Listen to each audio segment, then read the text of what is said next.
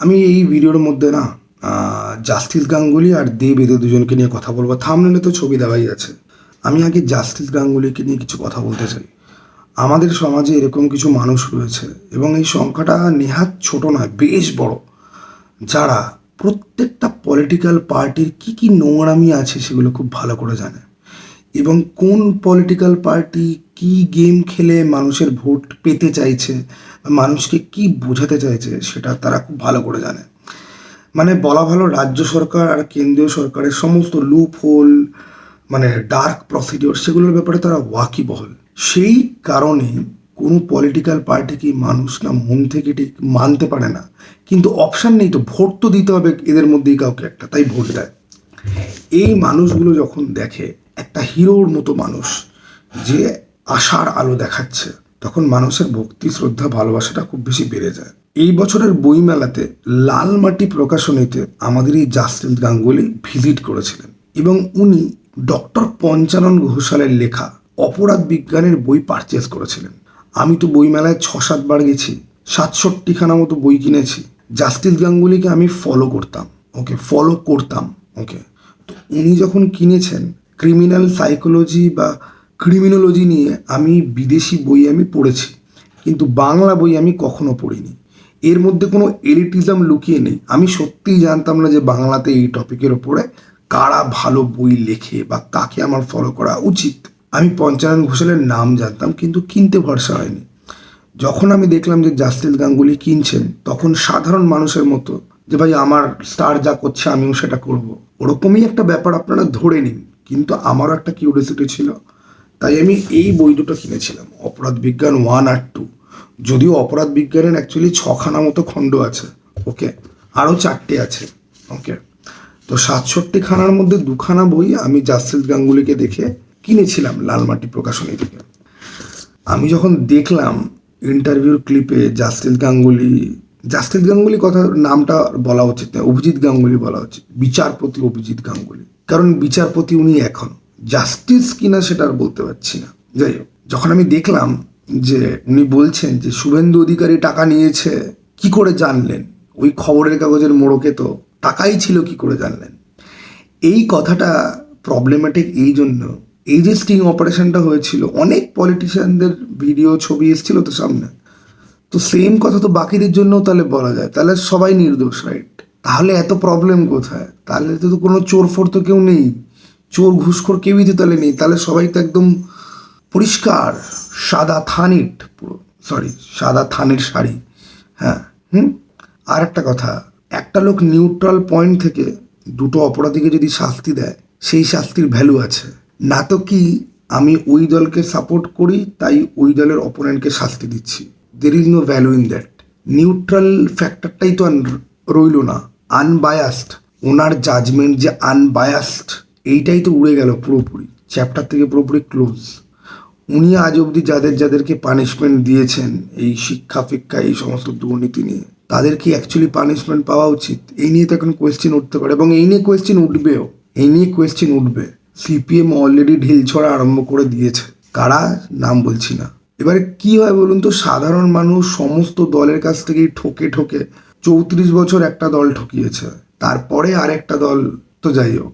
আর যেই দলটা আমাদের এখানে, এই যে বিজেপি, ঠিক আছে, বিজেপি আমি নাম করেই বলছি, বিজেপির যে কত মানে বাজে জিনিস রয়েছে, সাধারণ মানুষ তো জানে সেগুলো। তাদের কমিউনাল মেন্টালিটি থেকে শুরু করে, তাদের বিভিন্ন রকম পলিটিক্স, বিভিন্ন রকম মানে ল নিয়ে আসা থেকে শুরু করে, এনফোর্স থেকে শুরু করে উল্টো পাল্টা, ঠিক আছে, তাদের এক্সট্রিম আইডিওলজি মানুষ তো জানে, তো মানুষ ভয় পায়। এইবার আসি দেবের কথা। দেবের কথা এলে পরে জিনিসপত্র কাইন্ড অফ খিল্লিতে পরিণত হবে, বা দেবের ব্যাপারটা পুরোপুরি খিল্লি। প্রথমে অনেক কিছু বললো যে ছেড়ে দিচ্ছে, হ্যান ত্যান, তারপর বললো ছাড়তে পারছে না, আমি চাইলেই তো হবে না। দেব অ্যাকচুয়ালি যে জিনিসটা করলো, এই জিনিসটা অনেক আইটি কোম্পানির এমপ্লয়িরা করে। সেটা হচ্ছে গিয়ে যে ও জানে যে ওর একটা দর আছে, সেই দরটাকে এখন বাড়াতে হবে, সেই জন্য এরকম নাটক করবে যে চলে যাচ্ছে অন্য কোথাও, 2-4টে ইন্টারভিউ দিয়ে একটা দুটো অফার লেটারও পেয়ে গেল, এবার শুরু হবে বার্গেনিং, আমি চলে যাব, আমাকে আরো বেশি পয়সা দাও, আমি থেকে যাব। তারপরে একটা সমঝোতা সেটেলমেন্ট হয়ে খুব ডিপেন্ডেন্সি যদি থাকে তাহলে জিনিসটা গিয়ে হয়ে যায় 4 হাত 1, সেটেলমেন্ট হয়ে রিসেটেলমেন্ট হয়ে আবার জিনিসপত্র এক জায়গার মধ্যে চলে আসে। দেব যেটা করলো ঠিক সেরকমই এটা দেখতে লাগে। এবার কোয়েশ্চেন হচ্ছে গিয়ে দেব যেদিনকে জয়েন করেছিল সেই শুরুতে ঘাটাল মাস্টার প্ল্যানের কথা বলেছিল আজ থেকে 10 বছর আগে, আবার শেষের সময়ও বলে গেল যে আমি না থাকলেও ঘাটাল মাস্টার প্ল্যান যেন হয়। আমার প্রশ্ন হচ্ছে কি যে তাহলে ভাই তুমি নিজে 10 বছরে করলেটা কি? তুমি নিজে তাহলে এই 10 বছরে করলেটা কি আর হলোটা কি? ঘাটালের মানুষজনের কতটা উপকার হলো? কিছু ইউটিউবারকে দেখছিলাম আমি বলছিল ওই ক্লাসিক 5 তোষামতকারীদের দল যে দেবের মতো লোক পলিটিক্সে দরকার, দেবের মতো লোক পলিটিক্সে থাকলে এবার ভালো হবে। এই কথা একসময় আমিও বলেছি যখন মূর্খ ছিলাম, ইমোশনাল ছিলাম। মূর্খ এখনো আছি, ইমোশনালও এখনো আছি, বাট কিছু বিষয়ে চোখটা তো খুলতে আরম্ভ করেছে। সেটা হচ্ছে কি যে হ্যাঁ, এই কথাটা বলেছিলাম প্রথমবার ইডি যখন ডাক দিয়েছিল দেবের মতো লোককে কেন পলিটিক্সে দরকার, কারণ কিছু ভালো লোক তো দরকার। সেইখানে এখন ব্যাপার হলো গিয়ে যে এই 10 বছরে দেব অ্যাকচুয়ালি তাহলে ভালোটা কি কি করেছে, কি কি এক্স্যাক্টলি ভালো কাজ করেছে সে আমরা কি জানি? কেউ কি জানে?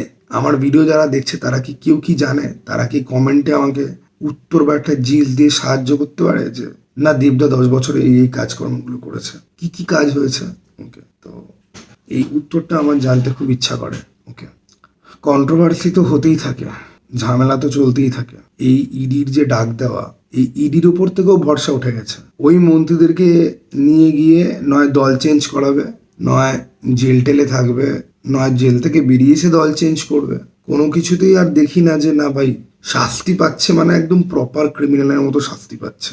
ওকে, বিজেপি এমনি তো এই খেলাতে খুবই পুরনো, যে পাশা পাল্টে দিয়ে ওদের লোকজনকে আমাদের দিকে নিয়ে নাও। শুভেন্দু অধিকারী তার প্রাইম এক্সাম্পল আছে। পলিটিক্স এমন একটা জায়গা, এই যে লোকে বলে না যে গণতন্ত্র, পলিটিক্সে কোনোদিন গণতন্ত্র বলে কোনো কিছু ছিলই না। গণতন্ত্র কখন হতো পলিটিক্সে? যখন সাধারণ এডুকেটেড ফ্যামিলির ছেলে মেয়ে পলিটিক্সে গিয়ে ঢুকতো। সে তো ঢুকতেই দেওয়া হয় না। মাইন্ড সেট আপটাই এরকম ভাবে তৈরি করে দেওয়া হচ্ছে যে এটা খুব নোংরা জায়গা, এখানে ভাই এলে পরে তুমি কিন্তু শেষ, এর থেকে তুমি ডাক্তার ইঞ্জিনিয়ার হয়ে যাও, that is a far better option for you. এখানে খুনে গন্ডা তোলাবাজ মস্তান বস্তি থেকে ওঠা, 2 দিন বাদে প্রমোটারি করে বিশাল ইনফ্লুয়েন্সিয়াল ব্যক্তিত্ব হয়ে যাওয়া, তারাই পলিটিক্স করবে, তারাই ঢুকে বড় এমপি এমএলএ হবে, তাদেরকেই আমরা যাব ভোট দিতে। শিক্ষিত ফ্যামিলির ছেলেমেয়েরা, মধ্যবিত্ত ফ্যামিলির ছেলেমেয়েরা পারে নাকি যেতে? গেমের রুল যেখানে সেট, সেটাকে গণতন্ত্র কি করে বলা যায়? একনায়ক তন্ত্রে ছিল যে সাধারণ মানুষ জানে যে আমাদের এত দুঃখ কষ্টের মূলে ওই রাজা বসে আছে, রাজার কাপড় খোলো, রাজাকে সিংহাসন থেকে ফেলো, সমস্ত কিছু শেষ। এখানে তো ইলেকশনের নামে ইলিউশন চলছে। আমাদের দেশে বা আমাদের রাজ্যের মানুষের একটাই অপশন, ভালো চাকরি বাকরি নিয়ে এই রাজ্য থেকে অন্য রাজ্যে চলে যাও, পসিবল হলে দেশ ছেড়ে পালিয়ে যাও। দেশ ছেড়ে পালিয়ে যাও মানে কোনো প্রবেশিকা এক্সাম, কোনো টোয়েফল, জিআরই, নেট, পেট, সেট, পেট, হ্যান ত্যান, কোনো বিদেশি কোনো এক্সাম, বাইরে চলে যাওয়ার এক্সাম দিয়ে এমবিএ করে সামো কোনো কিছু করে ডিগ্রি ফিগ্রি নিয়ে দুবাই চলে যাও, বাইরে কানাডা, ইউএস কোনো বড় ইউনিভার্সিটিতে পড়তে চলে যাও, হাই এক্সাম করো, পারসিউ, শেষ দি এন্ড। এখানে থেকে তুমি কিছু বদলাবে? তোমাকে বদলে দিয়ে চলে যাবে মুহূর্তের মধ্যে সবাই। তো দেবের ব্যাপার স্যাপার আমি একদম বুঝি না ভাই। তোমার যখন থাকার ইচ্ছা নেই তখন তোমাকে কেউ আটকাতে পারে না, যতক্ষণ না অবধি এই যে তোমার থাকার ইচ্ছা নেই, করার ইচ্ছা নেই, এই জিনিসটা ফার্স না হয়, এই জিনিসটা যতক্ষণ অবধি যতটা প্রিটেনশন না হয়। একটা লোক নিজের স্টেটমেন্টে মুহূর্তের মধ্যে বদলে গেল, আর আমি ছাগলের মতো ভিডিও বানালাম যে দেব ভালো সিদ্ধান্ত নিয়েছে, দেবের ফ্যান হয়ে গেলাম। 2 দিনের মধ্যে আমার মুখে এমন কালি পড়েছে এবং এমন ট্রোলড হয়েছি আমি, ইউটিউবে না, ঠিক আছে, ইউটিউবে তো দেবদাকে নিয়ে ভালো কথা বলছি, কে ট্রোল করবে ইউটিউবে? দেবদাকে নিয়ে ভালো কথা বললে, জিদ্দাকে নিয়ে ভালো কথা বললে, সাকিব খানকে নিয়ে ভালো কথা বললে, রোজ ভালো কথা বললে, এতদিনে আমারও 50,000 হয়ে যেত।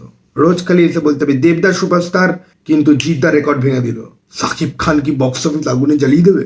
এরপর কোন দিন এরা ক্র্যাক করবে যে অনন্ত জলিলকে নিয়ে ভিডিও বানানোর পর ভিউ পড়ে, তখন অনন্ত জলিলের রোজ রেকর্ড বানাবে, এটা কি করে ফেললো অনন্ত জলিল দা, এরম ভাবে আসবে, মহারাজের ভিডিও আসবে এক্সট্রিমলি পারপেন্ডিকুলার, আমি তো পুরো কেঁপে যাচ্ছি। ও বাই দ্য ওয়ে, মহারাজ বলতে পড়ে পড়লো, কনগ্রাচুলেশন মহারাজ, যদি তুমি ভিডিওটা দেখছো, মহারাজ 2nd গাড়ি কিনেছে।